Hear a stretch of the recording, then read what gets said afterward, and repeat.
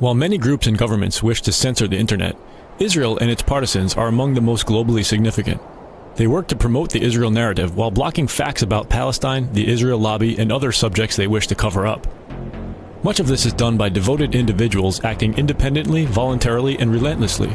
But many of these activists are part of orchestrated, well-funded projects sponsored by the Israeli government and other pro-Israel groups. They utilize Israeli soldiers, students, American teens and seniors, and range from infiltrating Wikipedia to influencing YouTube. As we'll see, some even operate out of Jewish community centers in the US. One such group is the Israeli military's New Media Desk. It is well known nowadays that what happens on Facebook, Twitter, and YouTube has great influence on events as they occur on the ground. The internet, too, is a battleground. It is thus comforting to learn that the IDF employs soldiers who tweet, share, like, and more. Another project initiated in 2011 by the National Union of Israeli Students has the stated goal to deepen and expand Hasbara, or state propaganda activities of students in the State of Israel. Under this program, Israeli students are paid to, quote, lead the battle against hostile websites. The students are tasked with what many would call shilling or trolling in online forums and social media. They're directed to create original content in the form of news reports and blogs, edit Wikipedia, inject pro-Israel messages into discussions on social media, as well as to report and remove what they consider to be allegedly anti-Semitic content. It's important to note that criticism of Israel is not the same thing as anti-Semitism, despite Israel's best efforts to redefine the word. Anti-Zionism is the new anti-Semitism. Anti-Zionism is anti-history, anti-humanity, and anti-Semitic. It's pure anti-Semitism. Let's use our power on social media to educate our society. Now, interestingly, this charity, the International Holocaust Remembrance Association, has also given a number of examples of what sort of behaviour should be called out alongside this, which are actions which seek to stereotype Jewish people, to justify attacking or killing them, claiming that the State of Israel is a racist endeavour, or comparing it to Nazi Germany. When there is dissent expressed in the United States against policies of the Israeli government, people here are called anti-Semitic. What is your response to that as an Israeli Jew? Well, it's a trick. We always use it. When from Europe somebody is criticizing Israel, then we bring up the Holocaust. When in this country people are criticizing Israel, then they are anti-Semitic. Now, I know what they do because I used to ask them to do it. I mean, when I was in the Mossad and we had a guy that gave us problems in the U.S., and he was speaking out, and he was talking like Pete talked once and said, Israel is bombing Lebanon with cluster bombs. We say, hey, who's that guy? You know? And of course the campaign starts, and before you know it, the guy's labeled. And he's an anti-Semite, because that's what we say he is. Another pro-Israel organization that targets public information on the internet is CAMERA, the Committee for Accuracy in Middle East Reporting in America. A 2008 expose revealed a CAMERA initiative to infiltrate Wikipedia in order to rewrite Palestinian history, pass off crude propaganda as fact, and take over Wikipedia administrative structures to ensure these changes go either undetected or unchallenged. Leaked emails from CAMERA called for volunteers to secretly work on editing Wikipedia entries. They were instructed to, quote, avoid for obvious reasons picking a username that marks you as pro-Israel, or that lets people know your real name. The emails emphasized that volunteers were to avoid editing Israel-related articles for a short period of time after signing up as editors to avoid arousing suspicion, and to always log in, because if you make changes while not logged in, Wikipedia will record your computer's IP address. In 2010, two Israeli groups began offering community workshops on Zionist editing of Wikipedia entries with the aim of making sure that information in the online encyclopedia reflects the worldview of Zionist groups. Moetzet Yesha, in conjunction with My Israel, has arranged an instruction day for wiki editors. The goal of the day is to teach people how to edit in Wikipedia, which is the #1 source of information today in the world. As a way of example, if someone searches the Gaza flotilla, we want to be there. We want to be the guys who influence what is written there, how it's written, and to ensure that it's balanced and Zionist in nature. And again in 2013, there was evidence of pro-Israel tampering with Wikipedia when an employee of an Israeli institute called NGO Monitor edited articles about the Israeli-Palestinian conflict in an allegedly biased manner. According to the Israeli newspaper Haaretz, Dreiman concealed the facts that he was an employee of NGO Monitor and that he was using a second username which is forbidden under Wikipedia's rules. In 2017, yet another Israeli project was launched with the intention of controlling discourse and promoting a pro-Israel narrative online. Known as ACT-IL, the project uses a software application that leverages the power of communities to support Israel through organized online activity. The software is a joint venture of Israel's IDC University, the Israeli American Council, and another American group called the Maccabee Task Force, which was created to combat the international boycott of Israel over its human rights abuses, which it terms an anti-Semitic movement. The project is also supported by Israel's Strategic Affairs Ministry and Israel's intelligence community. Its CEO is an 8-year veteran of Israeli army intelligence named Yarden Ben Yosef. Israeli media Ynet News reports that the Israeli military has begun scouring Jewish communities abroad for young computer prodigies to recruit for its ranks.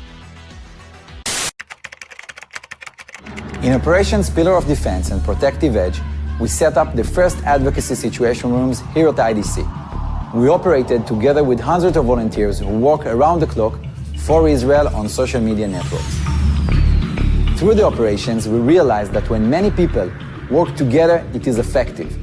This understanding led IAC and IDC to partner and found ACT-IL, the online community for Israel. Jewish news site The Forward calls ACT-IL a new entry into the online propaganda war that has thousands of mostly US-based volunteers who can be directed from Israel into a social media swarm. Its work so far offers a startling glimpse of how it could shape the online conversations about Israel without ever showing its hand. The Forward article reports that the project recruits Jewish teens and adults and sometimes operates out of local Jewish community centers. They are referred to as media rooms, and there are at least 5 of them planned or active in the United States, including 1 in Boston, 2 in New Jersey, and 1 opening soon in New York. After being given ACT-IL advocacy training, the volunteers are instructed to complete missions, which are assigned from a headquarters in Herzliya, Israel. The Forward reports that in November, the Boston Media Room created a mission for the app that asked users to email a Boston area church to complain about a screening there of a documentary that is critical of Israel. The proposed text of the email likened the screening of the film to a white supremacist riot. In reality, the film, Occupation of the American Mind, investigates Israel's PR war in the US and was promoted by respected American progressives, including Democracy Now!'s Amy Goodman. We hear over and over again that the conflict comes down to Palestinian terrorism and Israeli security. If rockets fly on your head, you're allowed to defend yourself. And what gets pushed out of the frame entirely is the fact now that for almost 50 years, Palestinians have been systematically dispossessed from their land and denied their most basic human rights. They have been able to effectively defend the indefensible to the American public.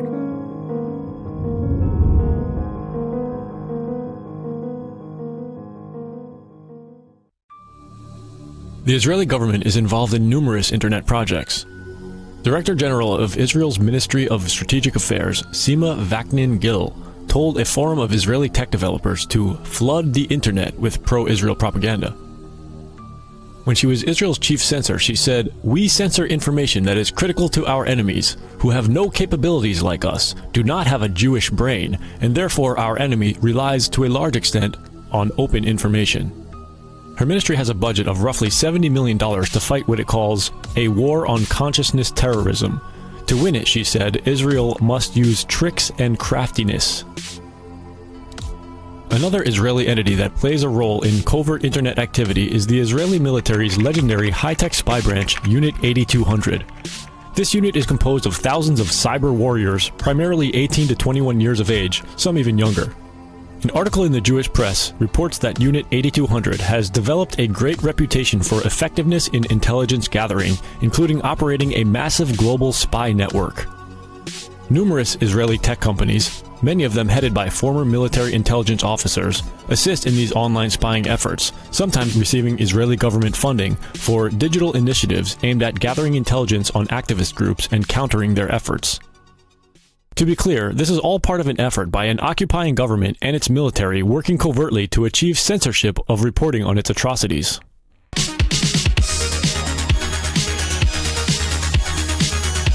Major internet companies have reportedly been cooperating with Israel. In 2015, Israel's deputy foreign minister visited Silicon Valley and met with YouTube's CEO and Google's director of public policy. Afterwards, Israeli media reported that it was agreed that the companies would strengthen ties with the foreign ministry and build a regular mechanism of control to prevent the distribution of these incendiary materials on the network. Google is not the only tech company with close ties to Israel. For example, Facebook's head of policy in Israel, Jordana Cutler, had previously been employed for many years by the Israeli government. In 2016, Fortune magazine reported that Facebook, Google, and YouTube are complying with up to 95% of Israeli requests to delete content that the government says incites Palestinian violence. Among other things, Google said it would increase the number of members of its Trusted Flagger program, which enables certain organizations and government agencies to report content. It also said it would increase support for NGOs and organizations working to present a corrective voice. One such trusted flagger is the Anti-Defamation League, commonly known as the ADL, whose mission includes standing up for Israel. The ADL considers criticism of Israel to be anti-Semitism. The ADL has created something it calls the Online Hate Index, aimed at recognizing what it considers hate speech and targeting it for censorship. By combining artificial intelligence and machine learning with social science, the Online Hate Index will ultimately uncover and identify trends and patterns in hate speech across different platforms. A leaked secret January 2017 ADL strategy paper detailed how to counter the pro-Palestine movement. Among its many strategies were some focused on the importance of efforts in cyberspace. The paper called for a mix of policy advocacy and industry engagement with corporations such as Google, Facebook, and Twitter in a manner consistent with the ADL Center for Technology and Society and its Anti-Cyber Hate Working Group. The detailed 32-page document reported that in recent years, a massive investment of resources and talent had been directed against the pro-Palestine movement.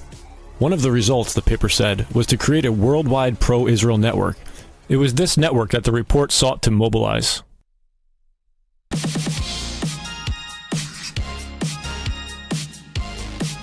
On March 13th, at the 2018 South by Southwest Music Festival, YouTube CEO Susan Wojcicki revealed that the company has just hired an additional 10,000 people to help review content flagged for removal. She also talked about a new feature that will soon be added to the platform. When there are videos that are focused around something that's a conspiracy, and we're using a list of well-known internet conspiracies from Wikipedia, that we will show as a companion unit next to the video information from Wikipedia showing that here is information from Wikipedia about this event. So YouTube will be sending people to text. We will be providing a companion union of text. Considering what we now know about the efforts of the Israeli government and pro-Israel organizations to edit Wikipedia and essentially rewrite history in their favor, can we expect this kind of companion unit to show up next to our videos? Will our channel be taken down again like it was recently for 5 days? Only time will tell. With so many people working to keep this kind of information from getting out, we never know when we'll be censored again. If you'd like to be notified when we publish new content, please sign up for our mailing list and subscribe to us on BitChute, DTube, or any of the other platforms listed in the description below. And if you find our videos and articles informative, please consider making a donation to help us continue this important work.